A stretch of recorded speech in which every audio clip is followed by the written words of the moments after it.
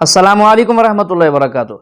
Guys, आज मैं आपको Indian film actor Aamir Khan की हैरान कर देने वाली कुछ अपडेट्स दूंगा, जिसमें आप देखेंगे वो मूर्ति पूजा करते हुए नजर आते हैं। हालांकि ये वो आमिर खान हैं जो कि मूर्ति पूजा के खिलाफ कभी फिल्म बनाया करते थे और इस पर इनको सजा दी गई थी, मुल्क बदर होना पड़ा था, और आज वो खुद क्या कर रहे हैं, मूर्ति पूजा कर रहे हैं। और आपको ये भी याद होगा, एक वीडियो में आपको पहले दिखा चुका हूं जिसमें Indian film actor Shahrukh Khan कभी तो वो शराब खाने की महफिलों में नजर आते हैं और कभी तो वो बैतुल्ला का उम्रा करने जा रहे होते हैं। तो गाइज, ये पता चलता है कि ऐसे लोगों का कोई रिलीजन, कोई मजहब नहीं होता। आइए इसकी ये वीडियो देखिए और इसके बाद फिर सुनते हैं डॉक्टर जाकिर साहब इस बारे में क्या कहते हैं।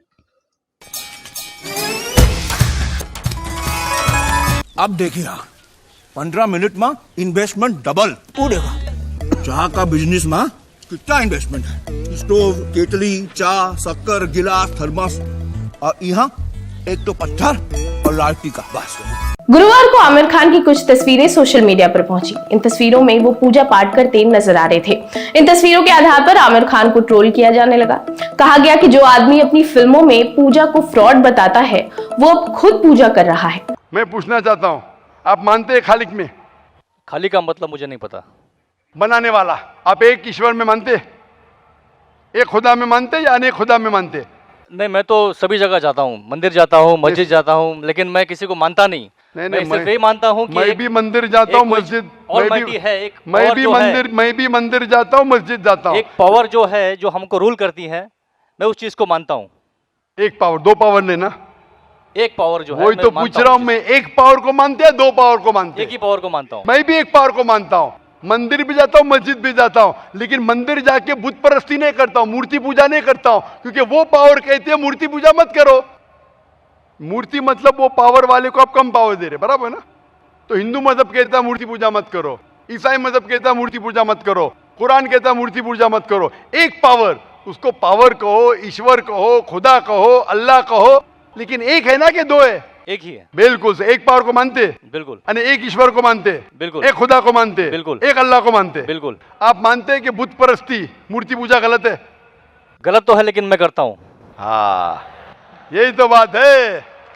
आप मानते हैं गलत, अल्हम्दुलिल्लाह, करते वो गलत चलते आ रहे हैं, बचपन से चलते आ रहे हैं। मेरे परदादा भी कहते थे कि जमीन चपटी है, लेकिन मैं जब स्कूल में जाता हूँ डॉक्टर बन गया। बट हम मूर्ति की पूजा करने की वजह से मैं मानता हूं कि मैं गॉड फियरिंग हूं, मुझे डर है। मेरे मैं वालिद गलत काम से बचता हूं। हाँ, गलत काम करते, लेकिन गलत काम से बचते, दोनों में टकराव है। आप गलत काम से बचते, फिर बोलते गलत काम करते। मूर्ति की पूजा करने से मैं गलत काम से बचता हूं। आपने कहा, मैं मानता हूं। आपने कहा मूर्ति पूजा करना गलत है, मैं मूर्ति पूजा करता हूं, गलत काम से बचता हूं, तीनों में टकराव है। मैं हिंदी में जरा कमजोर हूं। आपने कहा कि मूर्ति पूजा करना गलत है, लेकिन फिर भी मैं करता हूं और गलत काम से बचता हूं, दोनों कॉन्ट्रडिक्टिंग है। शराब पीना गलत है, फिर भी पीता हूं और गलत काम नहीं करता। अरे पीऊंगा तो बलात्कार करूंगा ना। मैं नहीं पीता हूं। आप नहीं पीते, अच्छी बात है, अल्हम्दुलिल्लाह। आपके वेद में लिखा है, बाइबल में लिखा है, कुरान में लिखा है, तो क्यों करते? बचने का है तो उस पावर, उस ताकत, उस अल्लाह, उस खुदा, उस भगवान के अहकामात पे अमल करो। मूर्ति पूजा करने से क्या मिलेगा आपको? आप कुरान मजीद पढ़ो, कुरान मजीद आखिरी पैगाम है उस पावर का। तो अगर आप जानते हैं कि मूर्ति पूजा गलत है, तो गलत काम से क्या सही रास्ता मिल सकता है? चोरी करना गलत है, लेकिन मैं क्या करता हूं? चोरी करता हूं और गरीबों में बांटता हूं, सही है? गलत है। गलत है। चोरी करना गलत है, आप मानते? क्या चोरी करता हूं लेकिन गरीबों में बांटता हूं? अरे गरीबों में बांटने का तो मेहनत करके बांटो ना, चोरी करके मेहनत मत करो। मेहनत करके मेहनत करो और हलाल की कमाओ और गरीबों में बांटो। उसी तरीके से जो आप जानते हैं मूर्ति की पूजा गलत है, फिर क्यों करते? क्योंकि आपके परदादा करते आए हैं। मेरे परदादा कहते थे दुनिया चपटी है, लेकिन मैं कहता हूं दुनिया गोल है क्या चपटी है? गोल। आपके परदादा क्या कहते थे, चपटी क्या गोल? गोली कहते थे। परदादा? आपके बाप दादा ने परदादा गोली कहते थे। कभी 1000 साल पहले? बिल्कुल। आपके दादा का नाम क्या था? पता नहीं। हाँ, तो आप खाली हवा में फेंक रहे हैं। इंसानियत 1000 साल पहले कहती थी कि दुनिया चपटी है। आपके परदादा का नाम क्या? मैं नाम लिखूंगा ना साइंटिस्ट बुक में। आपके परदादा का नाम क्या है? पता आपके परदादा क्या कहते थे? दुनिया चपटी है क्या बोले? नहीं। मैं कुछ नहीं कह सकता इसके बारे हाँ। में, क्योंकि मैंने सुना नहीं है क्या कहते थे। बराबर। लेकिन साइंस कहती है मेरे परदादा और आपके परदादा कहते थे कि चपटी है। आप मानते हैं चपटी है? नहीं, क्योंकि आप तरक्की कर चुके हैं। जब तरक्की करते हैं गलत चीज को छोड़ देने का है। अभी बुत परस्ती करेंगे या छोड़ देंगे? कोशिश करूंगा छोड़ने की। हाँ, ये बात हुई ना, ये मर्दानी बात हुई ना। माशाल्लाह, ये अच्छी बात है कि भाई साहब मानते एक पावर में, एक खुदा में, एक ईश्वर में, एक भगवान में। बुत परस्ती गलत है और कोशिश करेंगे इसको छोड़ने की। आप मानते हैं कि मोहम्मद सल्लल्लाहु अलैहि वसल्लम पैगंबर है? पता नहीं, मुझे नहीं मालूम। इसीलिए मैं चाहूंगा कि आप कुरान मजीद पढ़िए। जी। मैं आपको कुरान मजीद का तर्जुमा दूंगा। जी। अंग्रेजी जानते तो अंग्रेजी में दूंगा, हिंदी जानते हिंदी में दूंगा। पढ़िए, इससे आप हिदायत पाएंगे और इंशाअल्लाह जो भी मुश्किलात है आप मुझे पूछ सकते हैं या हमारे इदारे को लिख सकते हैं। और जब आप एकदम संतुष्ट हो जाएंगे कि सही किताब है, फिर आप एकदम अच्छे, अभी आप इंसान हैं, अच्छे इंसान हैं और अच्छे PhD बनेंगे। उस दिन का मैं इंतजार करूंगा।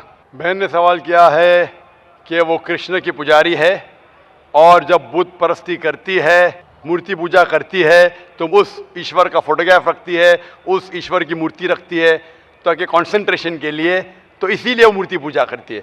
बहन, आपकी हिंदू धार्मिक किताब में लिखा है कि मूर्ति पूजा गलत है और मैं कई बार कह चुका हूं, फिर से दोहराता हूं कि लिखा है श्वेताश्वेतर उपनिषद में चैप्टर नंबर 4 मंत्र नंबर 19 और यजुर्वेद में अध्याय नंबर 32 मंत्र नंबर 3 में, न तस्य प्रतिमा अस्ति।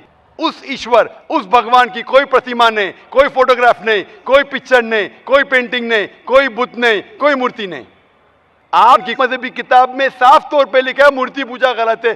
फिर भी हिंदू धर्म के अधिकारी पंडित मुझसे कहते, मैं जब कहता हूं आपके मजहबी किताब में साफ लिखा है गलत है, क्यों करते आप मूर्ति पूजा?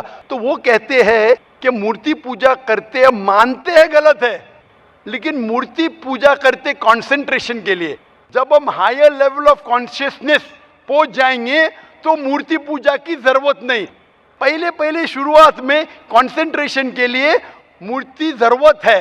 हायर लेवल पे, हायर कॉन्शियसनेस पे मूर्ति की जरूरत नहीं। तो मैं उनसे कहता हूं, उन पंडितों से और आपसे भी, हम मुसलमान हायर कॉन्शियसनेस पहुंच गए, हमें मूर्ति की जरूरत नहीं।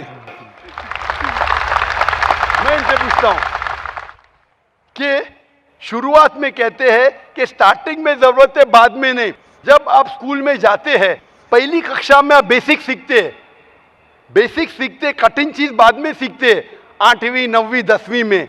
तो मैथ्स में अगर कोई कहेगा 2 + 2 = 5, आपने कहेंगे गलत है, मैं जानता हूं। 10वीं में आऊंगा तो कहूंगा कि 2 + 2 = 5, it is 4। आप बचपन में ही कहेंगे भाई 2 + 2 4 इज द फाउंडेशन। अगर हर मजहब का फाउंडेशन है कि भगवान की मूर्ति नहीं है, फोटोग्राफ नहीं है, बुत नहीं है, फाउंडेशन ही जब पहले गलत सिखा रहे तो आगे जाके कैसी इमारत बनेंगी?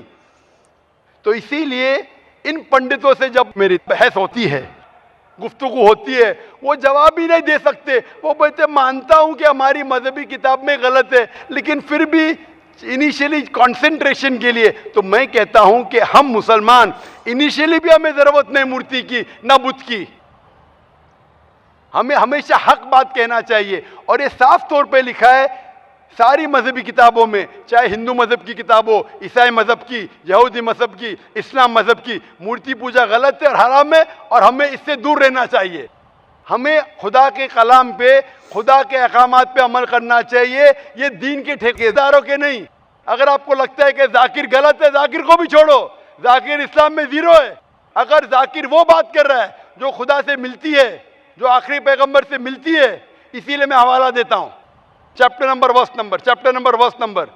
इतने हवाले थोड़ी फेंक रहा हूं मैं, आप चेक करो और जाके तहकीक करो, संतुष्ट हो जाएंगे तो अमल करो। तो मैंने इतने हवाले दिया हूं बहन। आप मानते हैं कि बुत परस्ती गलत है अभी? Sir, I completely agree with what you said. माशाल्लाह, आप अग्री करते हैं लेकिन अमल नहीं करते। There's another point of it. So, honestly, I am not such a religion follower. I just believe that I have a God, and even today, I haven't read many of the books of religion. I've just read Bhagavad Gita, and When Bhagavad Gita does it say that you have to do idol worship? Sister, I don't want you to be very religious. At least be little religious.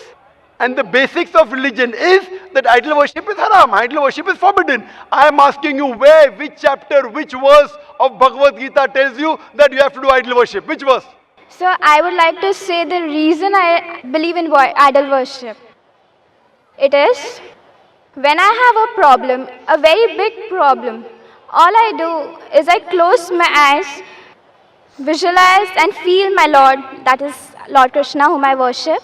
And it just makes me feel so much better. I get so much strength that I know I'm ready to face anything that comes. Oh, I will give you the reply. Sister, if you read Bhagavad Gita, chapter number 7, verse number 20, it says that those whose desire has been stolen by material things, they do idol worship. Verse number 21 says that if you worship the false god, God will fulfill your wish, you will go to the kingdom of the false god. So Bhagavad Gita says that if you worship false god, he will fulfill your requirements, but you will go to the kingdom of the false god. Same thing is mentioned in the Quran. Allah gives you, even if you worship wrong things, Allah fulfills your desires and you go more into the depths of darkness.